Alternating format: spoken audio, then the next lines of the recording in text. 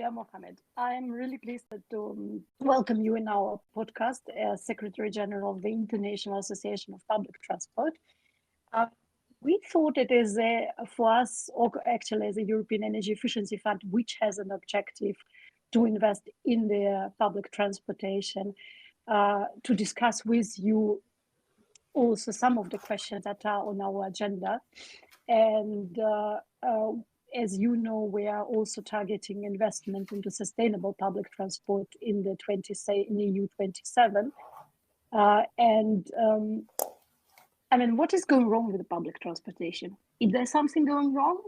Low demand? Do we have low density network? Do we still have our consumers or citizens relying more on the private vehicles? What do you think? Oh, there is nothing wrong. First, thank you very much for offering me this opportunity to share some views about public transport and the link with energy efficiency, of course. I would say nothing is going wrong, but let's say there are challenges, there are important trends that are impacting public transport. So if we look, we had this COVID crisis, of course, and the recovery of ridership since COVID is impacted by the work from home. In many cities, many countries, people are still working from home some days during the week, and this is impacting the use of public transport.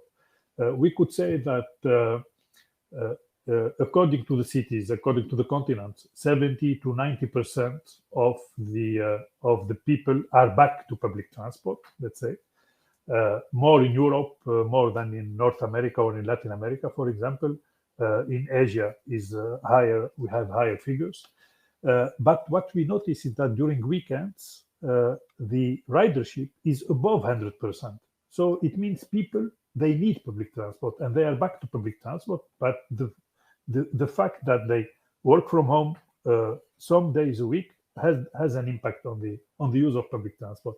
So, and this comes with a challenge for public transport. It means public transport needs to adapt its offer to the new mobility behaviors, having, let's say, define the supply according to the demand. Also have more flexible fare systems, for example, because people who only travel 2 or 3 days a week, they don't want to buy a pass for 1 month. So they want a flexible fare system. So this is one aspect. The other aspect also is that COVID has confirmed the key role of public transport. I would say the essential role. Also because during COVID, there was no interruption of the service and no interruption of the investments. So we keep investing in public transport. Also, the climate emergency implies more and cleaner public transport. Electrification, for example, is one part of the solution. So this is coming with the new challenges. Digitalization as well. It requires more investments for better operation, better maintenance, better efficiency, for the improved relation with the customers, for data management, for example. So all these aspects are, I would not say new in public transport, but they are coming and they are accelerating. Digitalization is accelerating.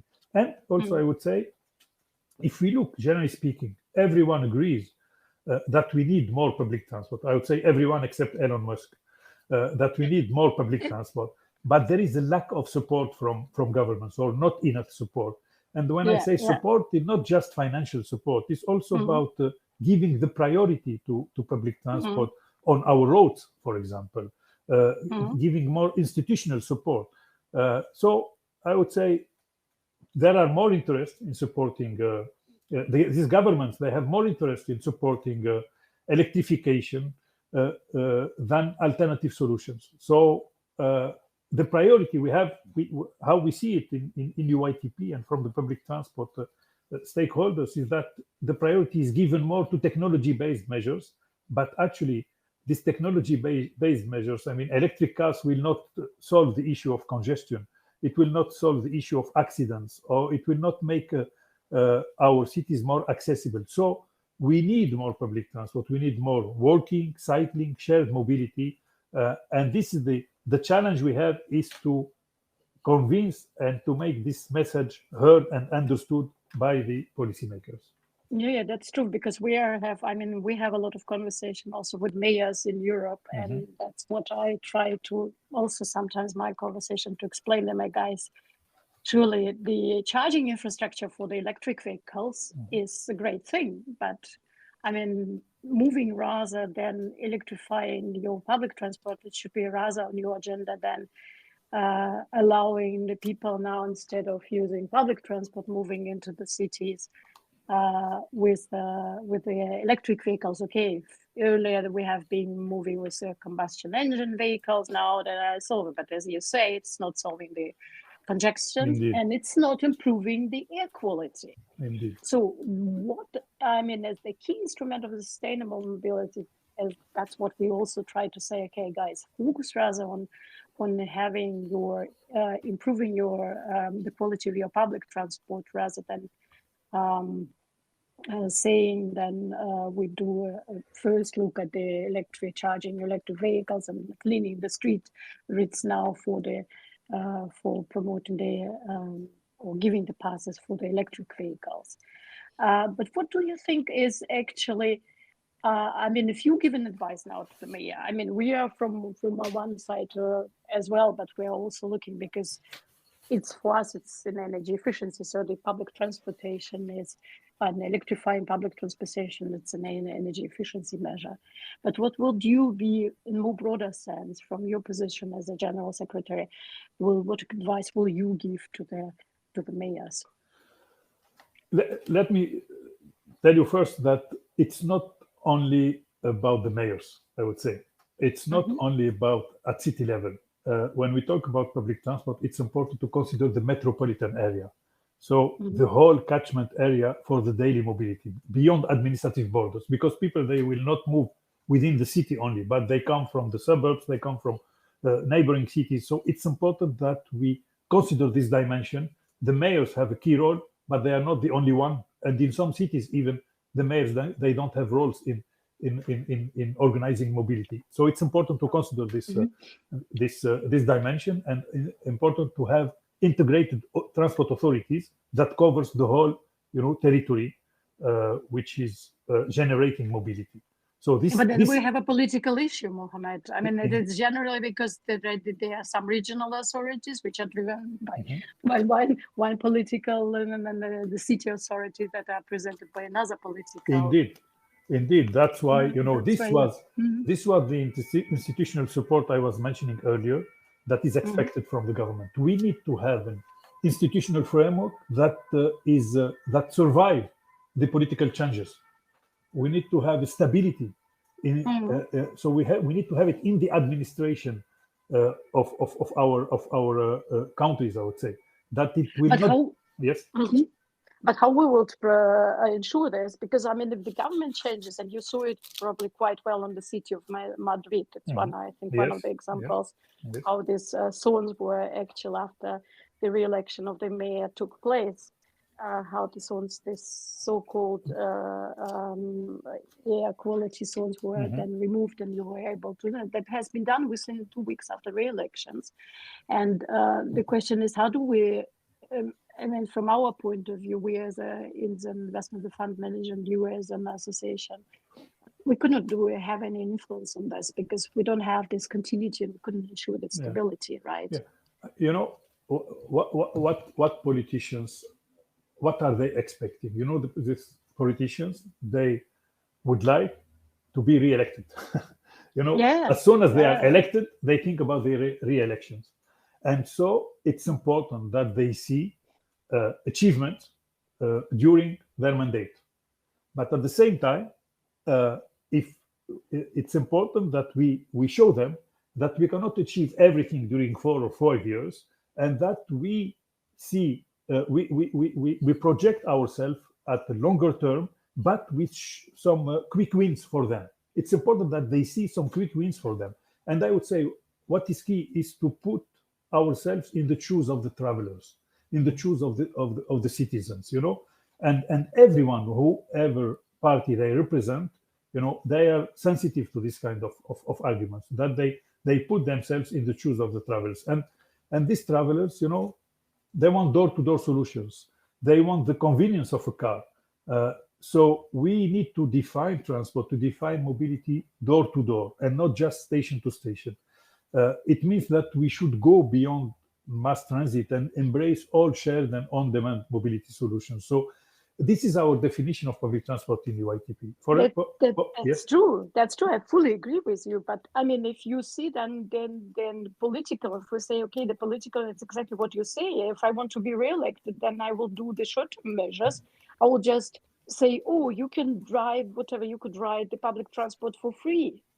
And that's it. It's one of the measures, and the rest, I mean, because that brings you more support in the political arena, rather than say, oh, I will now run investments into the electrifying my existing vehicle. Yeah, but the experience shows that free public transport doesn't come with positive impacts. I mean, when you ask people why they don't use public transport, they never tell you because they have to pay. They will tell you because it's not convenient. They will tell you because it's not dense enough. It's not punctual. It's dirty maybe, or it's not safe. But they will never tell you because they have to pay.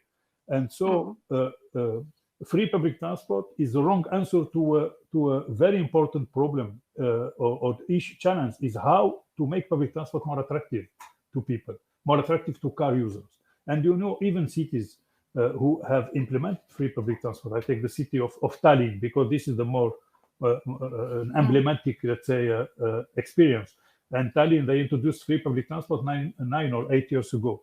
And now the market share of cars has increased from 32 to 38% of mobility. So it means that after they reach some very, let's say, maybe positive impact during the first year after the introduction of free public transport. But then people, they are not using public transport more.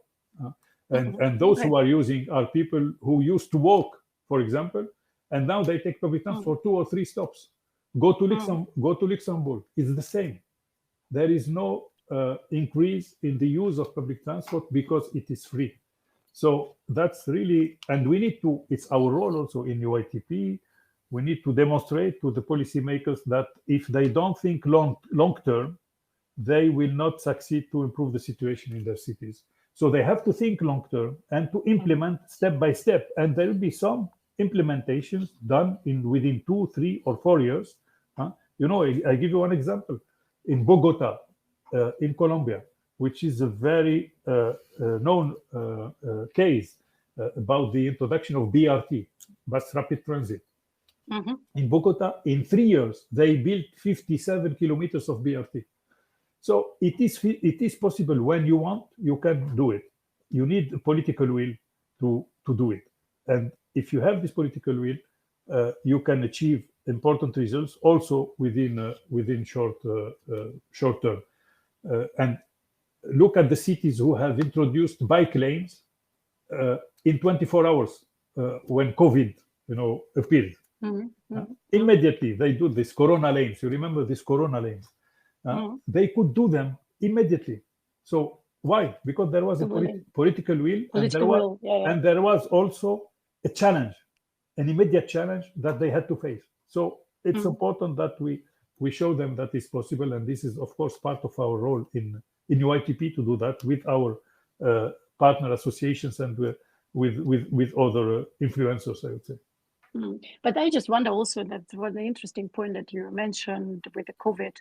I mean, why would you need all this kind of shock experiences in order to start doing something? I mean, this is the same in general in the climate change debate. Why do we need this shock events in order to start doing, which is actually should be relatively simple, like in the public transport. What is your vision for sorry, Mohammed. No, you're right about what you said. Is sometimes you need a shock to provoke a reaction, So I hope we will not have more COVIDs and more of these shocks because it's not good for humanity in general. But we need to build on this experience to anticipate and not to wait for the shock to happen to act. Yeah, that's true. What would you there see the changes in 10 years' time, let's say, for the European cities? I mean, if you take now the perspective of the European from the European side of the General Secretary. No, I mean, if we talk about the vision for sustainable transport in European cities, or I think first we must keep people at its heart. And unfortunately, what I see at European level is we are investing and dedicating a lot of resources in technologies and not enough. Not, of course, we need these resources for technology, but not enough in trying to have a holistic approach and to try to define solutions which are improving the mobility of people and starting from the needs of people. So technology is a tool and not an end in itself, and it cannot replace a policy.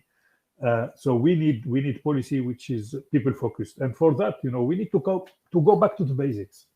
The basics is that sustainability has three pillars: the environment, the society, and the economy. Unfortunately, more and more policymakers, they tend to limit sustainability to its environmental pillar.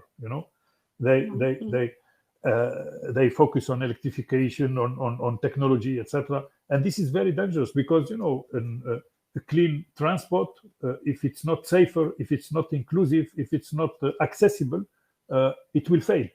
So we must tackle the three aspects together. And I would say, look at I can share with you some figures about public transport. Public transport is 4 to 5 times less CO2 emission per passenger and per kilometer compared to cars. It is the first employer in the city often.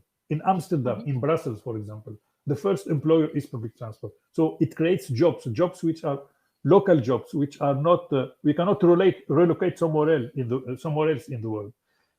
When you, for the same amount invested with public transport, you create 25% more jobs than with road construction.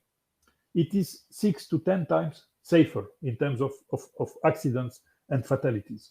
If you invest €1 in public transport, it will generate €5 in the local economy. And these are examples, and not to mention also health. Public transport users, they are less exposed to obesity, to cardiovascular diseases, etc. So we need to consider this holistic approach and not just consider the environmental approach. I would like to say that if you take a bus lane, for example, I prefer to have a combustion engine bus in a dedicated lane rather than having an electric bus stuck in traffic. So it's important. The priority first is to give priority to public transport, walking, cycling, shared mobility, to give them the priority on the infrastructure. And then once you have this priority, of course, it's better to have it with a clean bus. It's better to have it with zero emission bus. But the priority is the solution. The technology alone will not solve the issue of mobility. And we need to go back to the basics, avoid, shift, improve, avoid the non-necessary trips, shorten trips as much as possible. In Europe, 25% of car trips are less than 1 kilometer and 50% are less than 3 kilometers. I mean, 1 kilometer, this is distance you can walk. You can cycle, or use. So we have to increase awareness about that.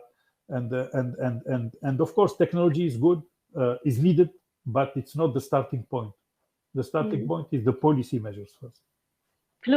Clear. I mean, I agree with you. There's also there, but this is also the political the issue that what we have discussed at the beginning, because the politicians are saying, yeah, we give rather priority. You see it very obvious in Germany that they unfortunately the still priorities are giving in the German cars in the German cities to the cars rather to the cycle and ability. I mean, they are trying the waves, but it looks like it's a more local initiative. The initiatives of closing the roads on mainland, it still cause a lot of discussion where we should think, okay, but I mean, where now, as you say, everybody knows that you use the car only for the majority of the people use car for 1 to 3 kilometers. But I mean, you probably also know, Sean, noticed what had the kind of discussion caused the 15-minute city, the initiative which has been launched by Carlos Moreno. Yes, sure. And I mean, it is incredible what kind of actually very comfortable measure for the citizens, what kind of outrage it caused among the people. That was, honestly, I was very surprised about this. That this kind of not, oh, you are forbidding me, you're forbidding me to use the car. Yeah. But it's not a discussion really about this. It is like more making our lives more convenient. And I think this aspect in that where we need to change our probable mentality, we change our habits, also to change our attitude to how our lives could look like in the cities in 10 or 15 years. Yeah, indeed. I agree with you. And that's why, we need to think about quality of life. We need to think about well-being of people, the dynamism of our cities, etc. And what we notice is the cities which have developed a more friendly mobility system, they are much more dynamic than the cities of which the mobility system is based on cars exclusively. Look at what is happening in the USA now. I mean, they are now realizing that the model of cities that was developed there for many years is not the right one. The problem is how to reverse the urban planning and the way cities have been designed. Of course, that's the challenge. But the awareness is there now more and more, and we see with the many projects taking place there to develop public transport. Really, it's a very positive trend taking place in North America, and I am confident that also the civil society now is involved more and more in promoting alternative solutions, and of course the policymakers, they cannot just ignore that.